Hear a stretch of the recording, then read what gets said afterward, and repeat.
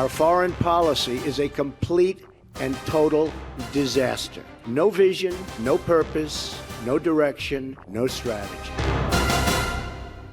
Our actions in Iraq, Libya, and Syria have helped unleash ISIS. No.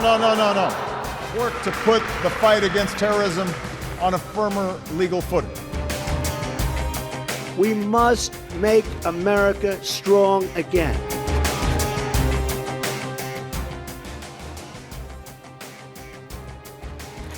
Hello and welcome to the Newsmakers with me, Imran Garta. A man with no political experience, known for being unpredictable and confrontational, is on the verge of becoming the 45th president of the United States. Few people feel they can anticipate how Donald Trump will steer the country through world events. 8 years ago, as the U.S. faced 2 wars abroad and a damaged global reputation, Americans elected a senator from Illinois who promised change. Barack Obama's supporters say after the Bush years, the country needed his conciliatory approach. But how will history view his foreign policy legacy? Now, depending on who you ask, he's either a peacemaker or a possible war criminal. He officially ended 2 wars, but U.S. troops are still in both Iraq and Afghanistan, and his administration intervened in several other conflicts. And he's leaving behind a much more chaotic state of global affairs than when he took office. Today's Newsmaker is American foreign policy. We begin with a look back at Obama's global actions, including through the eyes of Syrian refugees. So help you God? So help me God. Congratulations, Mr. President. U.S. President Barack Obama came to power on a wave of hope. He was even awarded a Nobel Peace Prize early in his first term as Commander-in-Chief. But peace would not be the cornerstone of his foreign policy. In Afghanistan, Obama wouldn't end combat operations until his second term in 2014. He withdrew tens of thousands of soldiers, but kept some behind to train and advise Afghan forces. After the pullout, the Afghan Taliban only regained strength. He also ended the war in Iraq started by his predecessor, George W. Bush. But Obama's initial timetable of 16 months took almost twice as long, and Iraq's security vacuum would later draw U.S. forces back in, as the country, along with much of the region, descended into chaos.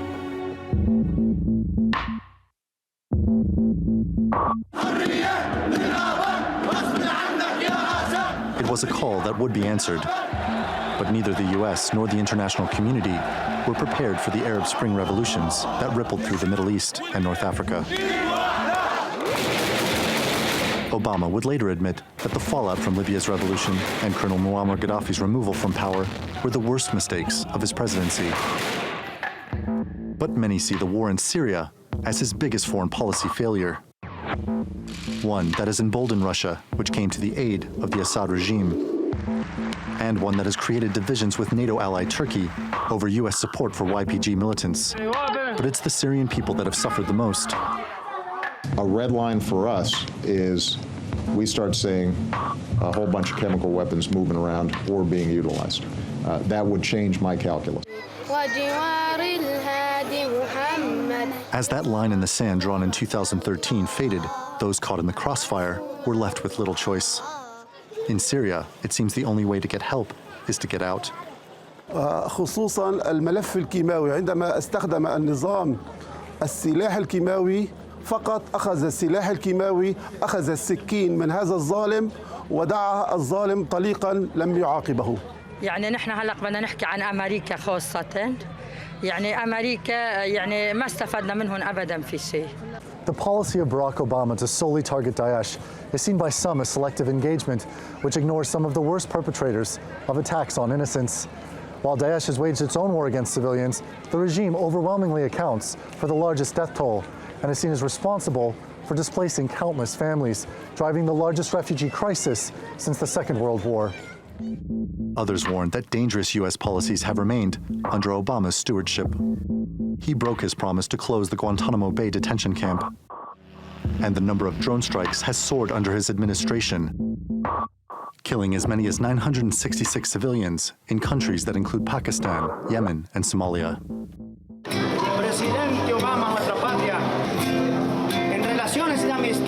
Obama's foreign policy record has its high notes. He was widely lauded for his decision to re-establish ties with Cuba after a 60-year diplomatic standoff. Good evening. And his announcement of the killing of Osama bin Laden will long be remembered. And to the world. Some also praise his administration's leadership in agreeing a historic deal to limit Iran's nuclear program. Over at the UN, Obama's administration sent a clear message when it decided to abstain on a Security Council vote to condemn illegal Israeli settlements. Obama, like those before him, describes his foreign policy as one that fights for inalienable human rights everywhere. But it will be history that will decide whether Obama's legacy will be one of peace and fulfilled hopes, or one of war and broken promises. Randolph Nogel, The Newsmakers. Well, to discuss this, I'm joined by Ahmed Badir from Miami. He is the president of United Voices for America, an organization that promotes civic engagement and democracy. He also serves on the board of the American Civil Liberties Union. Also in Florida, in the city of Tampa, is Lieutenant Colonel Scott Mann. He formerly served in the U.S. Army Special Forces and now runs a leadership training program called Man Up. And with me here in the studio is Mehmet Çelik. He is a journalist with pro-government newspaper Daily Sabah and a researcher specializing in Turkish and Middle Eastern politics. Thanks all of you for joining us. A lot to get through, so I'm going to try and keep this quite organized. My apologies in advance if I have to interrupt you. Mehmet Çelik, let's start over here. Turkey hasn't been very, very happy with Barack Obama, particularly at the tail end of his 8 years. Tell me why. There's a few issues, actually. First of all, we should acknowledge that the relationship between Obama administration and Turkey actually began on good terms, beginning in 2009 with the Obama's visit to Ankara and initiating the model partnership. However, we saw that this was not carried out, especially after the Arab Spring in 2011 and the Syrian crisis when it erupted, due to Obama not keeping up to his promises, particularly in supporting the moderate opposition, which the Syrian people actually were supposed to be supported against Assad regime and other terrorist groups. This became an issue between Turkey and Obama administration because Obama administration chose to support PYD, which is the Syrian offshoot of PKK terror organization, which has been in conflict with Turkey, killing thousands of civilians for the past 40 years. This is one of the main issues. However, there's two other issues as well. The other one being the extradition of Fethullah Gülen, which is the leader of Gülen movement, which the government says is behind the failed coup attempt on July 15. These two issues have also fueled another one, which is the anti-Americanism in Turkey. Right. I think Obama administration has a huge part in raising that atmosphere in Turkey as well. These three issues have been particularly important between the AK Party government for the past decade and Obama administration, which in the new term, Turkey looks to change with Trump administration. Okay, Scott Mann, can all of this be summed up as being symptomatic of Obama being a disengager? He didn't want to get his hands dirty. He didn't want to get sucked into a war like the Iraq War. And that's why allies were left disappointed. Was it because he was maybe even an ideological disengager? Well, look, first of all, thanks for having me on. And I think, I was serving when President Obama took office, and there was clearly a shift and change toward policy of trying to get these wars ended. But it wasn't just President Obama. I mean, there was a strong appetite here in the United States, to end these wars abroad. And I think there was an earnest an effort made to do that. But, we used to have a saying in Special Forces, which is the enemy has a vote also. And in this case, the emergence of ISIS, I think it changed the calculus. Arab Spring changed the calculus. And I think it propelled this president into a range of circumstances that were very difficult to navigate. There were some things done pretty well, and there were certainly some mistakes. Your last guest that spoke about supporting local communities from the bottom up, standing up against the Assad regime and ISIS. I think going forward, we're going to have to do a much better job of that with this new administration, because this ISIS threat, this enemy, they have a vote, and they're not going away under this new administration either. Now, Ahmed, is it fair to say, after 8 years, no matter what his intentions were, and they might have been noble, the United States is less respected and less feared, therefore, President Obama, in terms of foreign policy, was a failure?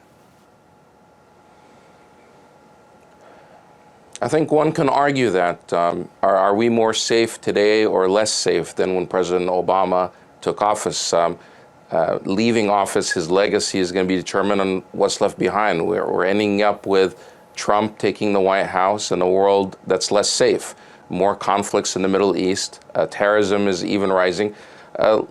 ISIS did not exist when Obama took office, but ISIS exists today. And partly because of some of Obama's actions or misactions. Look, I like President Obama. I think he's a classy guy. I think he's intelligent. I think he meant well. He promised a lot of things. A lot of it was aspirational. And that's what happens when you overpromise and underdeliver. There are so many things, so many lofty ideas that were promised. And I think he really meant them and he wanted those things to happen. But once he got into office, I think he surrounded himself by the same foreign policy establishment in Washington, D.C., and was influenced by them. And rather than completely ending those wars and ending the wars on terror, he actually expanded it. He believed, he went into and did the surge in Afghanistan, which ended up in a failure. He miscalculated, him or his administration miscalculated the Arab Spring and what was going to happen there, that this wasn't just, not only was it not all just grassroots movements, but also underestimated the power of the authoritarian regimes there. And when they acted too late to help the people there, and then they did very little to actually make sure that the Arab Spring countries and democracy here takes a foothold, leaving only now Tunis as the example that a successful model. Everywhere else where the Arab Spring actually happened, it was either reversed or those authoritarian governments are back in power. Libya, obviously, was a miscalculation, and now look at where Libya is. So when you talk about Libya, Yemen, Syria, all okay, let me take the Libya point. Results. Sorry to interrupt you, Ahmed. Let me take the Libya point and pose it to Scott. So let's take Libya, for example. So the United States didn't get involved in a ground war. They ousted someone who was a very terrible leader, Muammar Gaddafi, although some have a revisionist view of him. So he intervened, but in a limited way. Of course, the country is a mess right now. But had he not intervened in some way, and had he left Gaddafi in power, might we be sitting here criticizing him the way we criticize him over Syria and leaving Bashar al-Assad in power?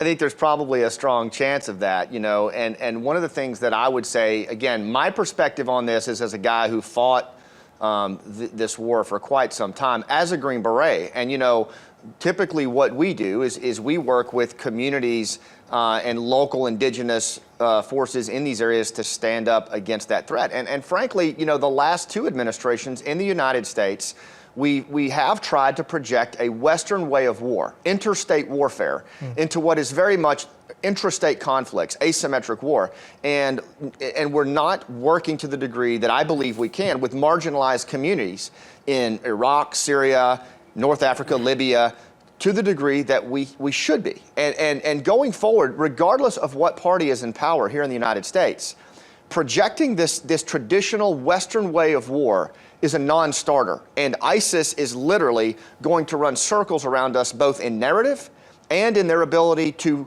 embed themselves in a marginalized population who is at odds with their state. Okay, interesting point. I want to ask Mehmet, I've got a list of some of the things that Obama would consider an achievement. The Iran deal, maybe putting pressure on the Israelis in terms of settlements, the Cuba deal. Can you see value in those things? Of course, I see value in those things. I think Obama has done a lot of great things, both domestically and also internationally too. But I think what he has done has not become more than his words on things that he promised. He has bad relations with three of his historic allies in the region: Saudi Arabia, Israel, and also Turkey. He chose to partner up against Daesh with PYD over its historic ally Turkey, which has been, they've been allies since 1950s, right?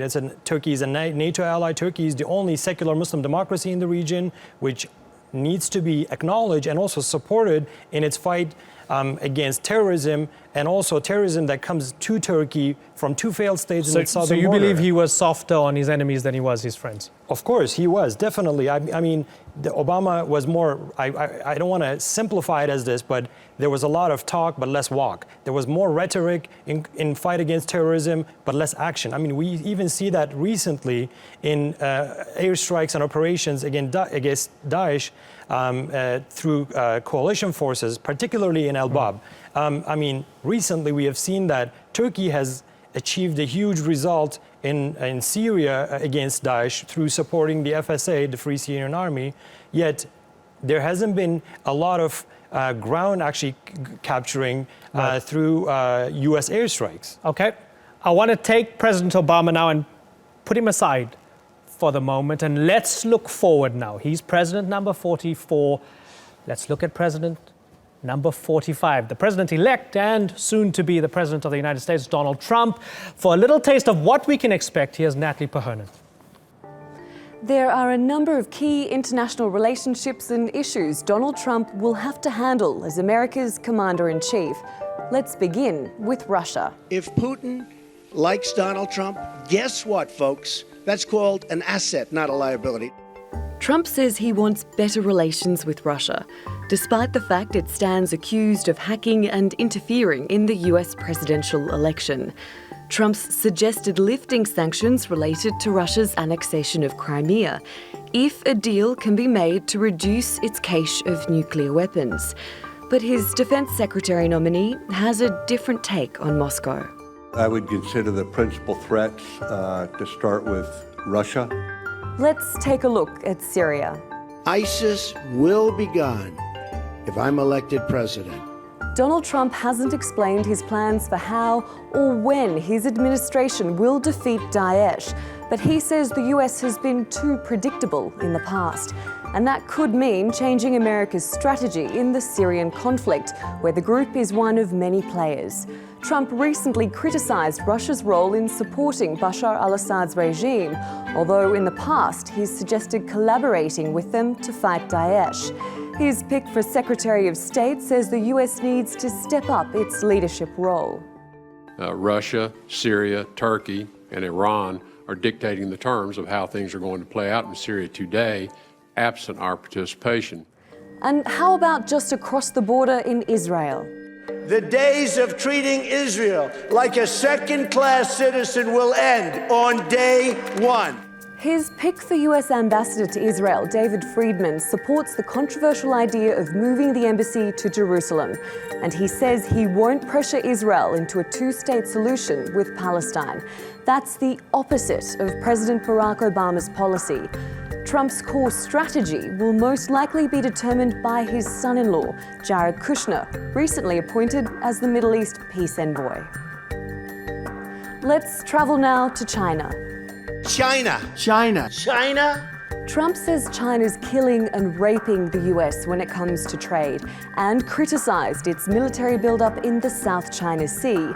But his comments that everything is under negotiation, including One China, have provoked condemnation.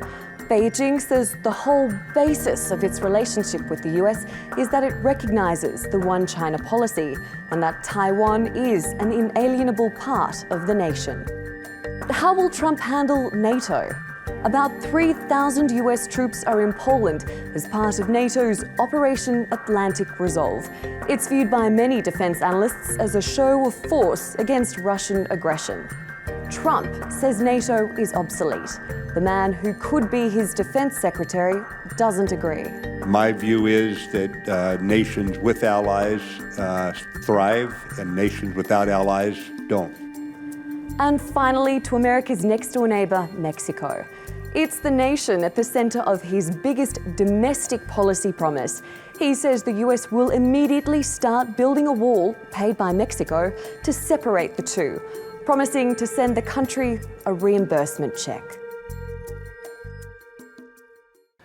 Okay, not too much time to discuss Trump, but let's have a crack at it. Scott Mann, in a now famous interview with Hugh Hewitt, you had Trump not knowing the difference between Hamas and Hezbollah. He didn't know who Iranian General Qasem Soleimani was. He at times implied that Ukraine was occupying Russian territory as opposed to the other way around. With all of that in mind, do you trust this man as your commander-in-chief? Yes, I do trust him as commander-in-chief. And, you know, there was a certain actor a few years ago who was about to take office. I remember this. And everyone was in a panic because this guy was going to take over the most powerful leadership position in the world, and he had very little political experience. His name was Ronald Reagan. But Reagan was he was a reader, wasn't he? War. He was a student of world affairs, wasn't he? Well, look, I think the way that President-elect Trump is portrayed in a lot of ways as being, you know, just completely ignorant to world affairs, I don't think it's accurate. I think what we're going to see, just looking at how he chose his cabinet, he surrounded himself with good people. And these are stellar people. These are a lot of them non-Washington people, which me, frankly, as a former soldier, I find it refreshing that he is bringing in disruptors and not the same political bureaucratic class that has kind of got us in this mess in the first place. Interesting. So Mehmet, here's a man on the inside and who served, sensing opportunity. Is that how countries, for example, in this region, would be seeing a Trump presidency as well?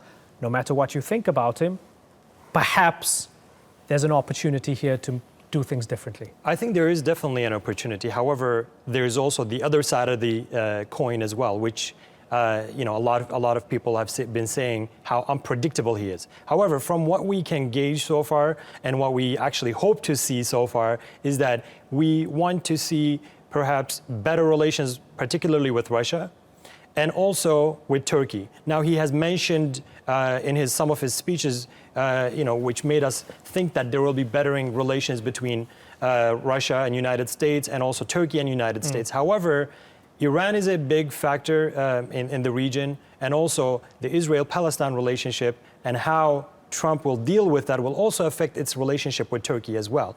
And of course, the Syrian crisis and how Trump will be you know, dealing with PYD at this moment, whether or not they will continue supporting PYD will become a huge indicator of how the relationship will go, particularly with Turkey. Now, of course, Russia will have to, Trump will have to deal with China as well, but in their relationship, their economic factors are more important. Right. But these economic factors will also, it's like a web of relationships actually between all these actors. But two important factors in this region, Israel-Palestine relationship, how he will approach to that, and also Iran. Yeah. Okay. Unfortunately, we seem to have lost Ahmed Badir. We just got probably just over a minute to go in the discussion. Let's go back now to Scott Mann. So you have unpredictability, but then there's also recklessness, and sometimes there's a fine line between the two. How can you be so sure that Trump's not going to cause trouble with, for example, China? Well, I mean, I don't think anyone can be certain of how that's going to go, but you know, I do believe just looking at the nature of his cabinet and, you know, even what he's built in his own personal life. I mean, the guy has spent his life building things, you know, and building businesses. And, you know, he's a leader. He is a leader. And leadership is, in my opinion, is sorely needed in the world today, not just in the United States, but in all of these situations, a steady-handed leadership. And yeah, maybe there is, you know, I think every commander-in-chief that we've seen in the United States over the last, you know, several administrations, probably all of them, have had moments of hot tempers, just like any leader. But, you know, a good leader, what they do is they surround themselves by people who help them stay steady, who help them, you know, get past those emotional moments and continue to lead. And I think that's what you're going to see from this new president. A final word from you, Mehmet. NATO as an institution, because it was spearheaded by the United States, the United States is the biggest player. It's seen as undermined over the past few years. It has been seen as being weakened. Trump doesn't take it that seriously. That can't be good, can it? Of course, that cannot be good. And I think it would be worsened with him being unpredictable and, like you said, at times reckless. However, I think, like our other guest said, through his cabinet that he has established, I think Trump, when he actually steps into the office, he will calm down a lot more. Okay, we'll have to wait and see. Maybe we'll have this discussion again, maybe in a year or so, and we can take stock. Maybe we'll all look foolish, maybe we'll all look wise. Who knows? Gentlemen, it's been an absolute pleasure having you on the program. We had Ahmed Badir joining us earlier, also Lieutenant Colonel Scott Mann and Mehmet Çelik over here. Thanks so much. Thank you. Our foreign policy is a complete and total disaster. No vision, no purpose, no direction, no strategy. Our actions in Iraq, Libya, and Syria have helped unleash ISIS. No. Work to put the fight against terrorism on a firmer legal footing. We must make America strong again. Next time on the Newsmakers, we'll bring you live special coverage of Donald Trump's inauguration. Join us for analysis and predictions on America's next chapter with some of Trump's most outspoken supporters and critics, including a key advisor and the father of a fallen Muslim soldier whose criticism of Trump went viral. Thanks for watching with me, Imran Garda. Until then, bye-bye.